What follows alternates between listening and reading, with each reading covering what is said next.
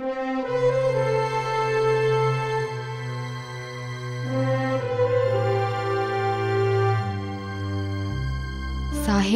आम्हाला माफ करा. आम्ही सर्वांना नडलो, सर्वांशी भिडलो, पण यमापुढे अडलो. साहेब, आम्हाला माफ करा. मानवी आयुष्यापेक्षा व्यापक झालेला लाखोंचा हृदय सम्राट पंचतत्वात विलीन होतो आणि मराठी माणूस स्वतःला अपूर्ण समजू लागतो. बाळासाहेब ठाकरे या नावाची व्याप्ती ही किती मोठी असू शकते हे आपण अनुभवलं.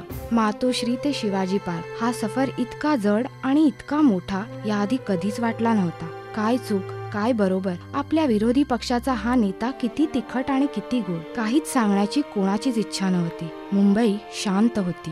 जमलेल्या माझ्या तमाम हिंदू बांधवांनो, भगिनींनो, मातांनो,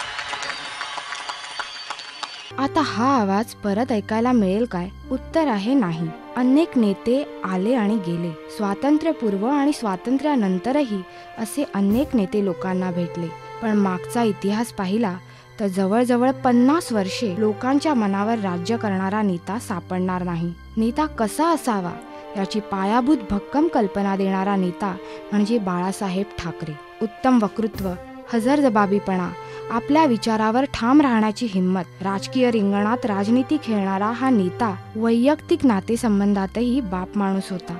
लोकांशी आपलेपणाने बोलायचं आणि हक्काने रागवायचं. म्हणूनच त्यांना अखेरचा निरोप देताना विरोधी सोबती सगळेच एकत्र येताना दिसले. मराठी आणि हिंदी दोन्ही चित्रपटसृष्टीला ते नेहमीच आश्वासक आणि विश्वसनीय वाटले. स्वतः कार्टूनिस्ट होते. फ्री प्रेस जर्नल सोडून पुढे भावासोबत मार्मिक मासिक सुरू केलं, ज्यात बंधनमुक्त व्यंगचित्रकार म्हणून वावरले. पुढे आपला राजकीय दृष्टिकोन समाजात सबळ करण्यासाठी सामना हे मुखपत्र सुरू केले. असंख्य वाचक वर्ग जमा झाला.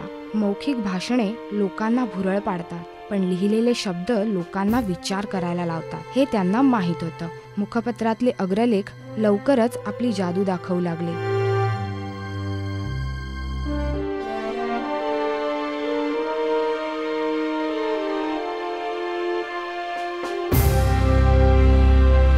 कोणी कितीही टिप्पण्या केल्या तरी बाळासाहेब ठाकरे हा लादलेला नेता नव्हता.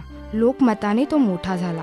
हे असं कधीतरीच घडतं की लाखोंची जनता एकाच माणसावर आपली अखंड निष्ठा आणि प्रेम कायम ठेवते. जगातील सर्वात मोठ्या लोकशाहीत लोकांच्या मनावर 50 वर्षे राज्य करणारा राजा निर्माण होतो. हे असं कधीतरीच घडतं. राष्ट्रीय मराठी करिता श्वेतांबरा सावंत.